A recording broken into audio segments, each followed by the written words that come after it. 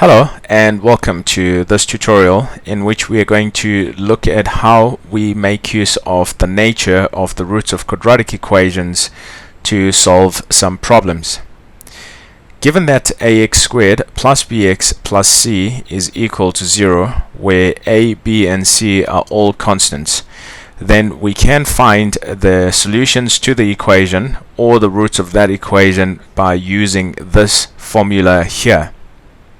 The term under the square root sign, which I'm going to call delta, given by b squared minus 4ac, allows us to differentiate the types of solutions that we are going to obtain once we solve that particular equation. We identify three scenarios that result from the values of delta, and I have listed these scenarios here. So we identify three categories of delta. So if delta is greater than 0, the roots are said to be real and different. The second scenario that we identify is when delta is equal to 0, the roots are real and equal, and you can also view that as having only one root to that particular equation.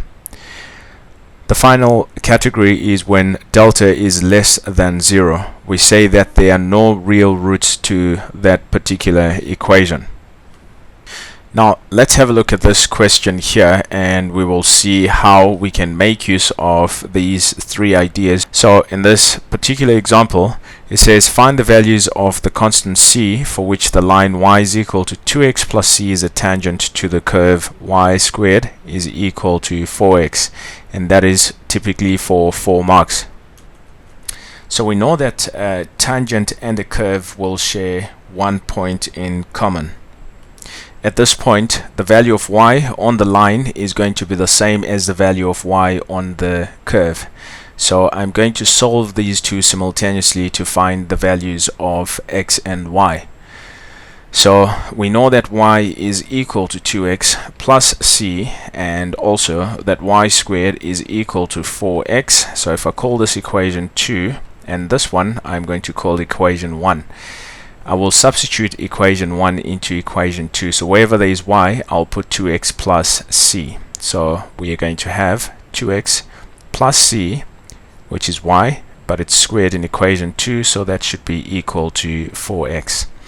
If I expand that bracket, I am going to get 4x squared, and so that will be 2x multiplied by c, and you double that, so that's going to give us 4xc plus c squared, and I'll bring this 4x to the other side, so it'll be minus 4x is equal to 0. And you can see that here we now have a quadratic equation that needs to be solved. If I group the terms that contain x to the power of 1, I'm going to have 4x squared plus 4xc minus 4x plus c squared is equal to 0.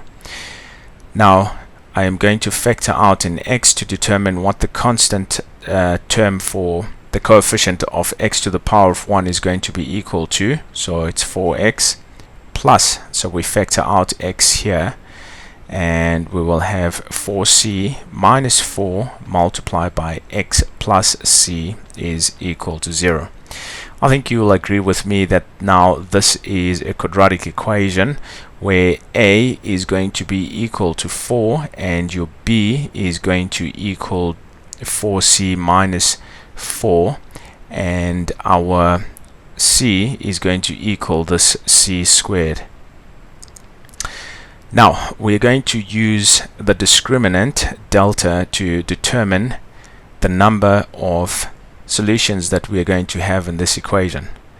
Because this line is a tangent to the curve, there is only going to be one real root to this equation here, so it follows that delta is going to be equal to 0, which is equal to b squared. In this case my b is equal to 4c minus 4, so it's b squared minus 4ac, and a is equal to 4, and my c is going to be equal to c squared. So if we make some space here and simplify that, you will find that 0 is going to be equal to 16c squared minus 32c plus 16 minus 16c squared. Now you'll notice that the 16c squared minus that 16c squared is going to give us 0, and so at the end of the day we'll have 32c is equal to 16, so c is equal to 1 over 2. So this is the value of c that will ensure that the line y is equal to 2x plus a half is a tangent to the curve y squared is equal to 4x. In the second example, we are going to consider this question here. It says find the set of values of k for which the line y is equal to kx minus 4 intersects the curve y is equal to x squared minus 2x at two distinct points.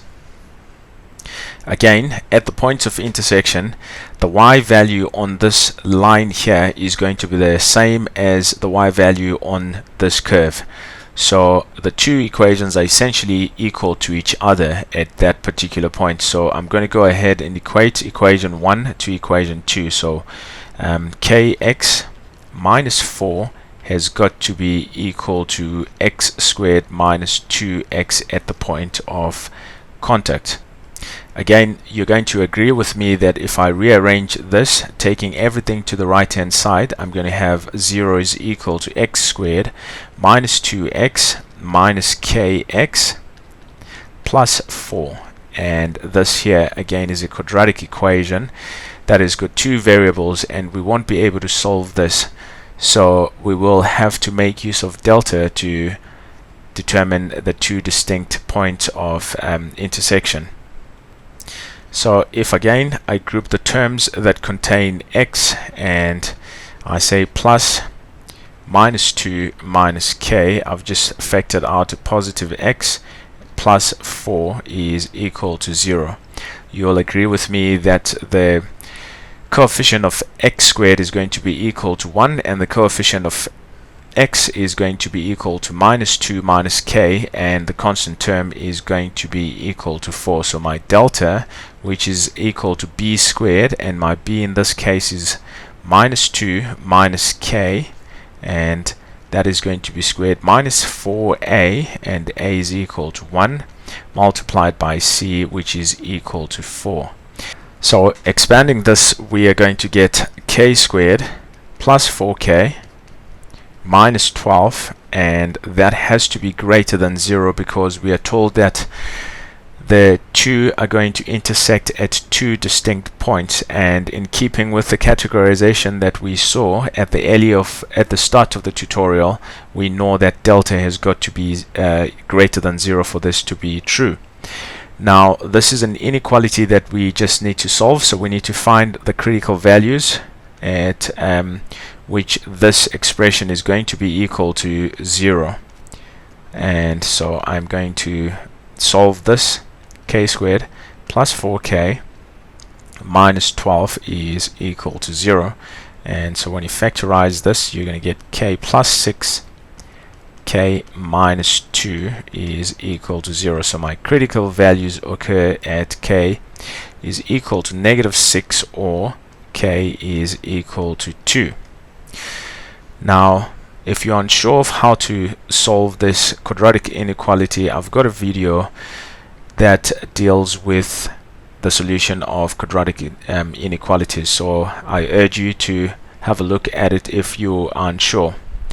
So in that video we saw that we need to sketch the graph of y is equal to k squared plus 4k minus 12. So in this case this is going to be a concave up, and we have already seen that it's going to intersect at minus 6, and that is going to be at 2, and so those are the values of k.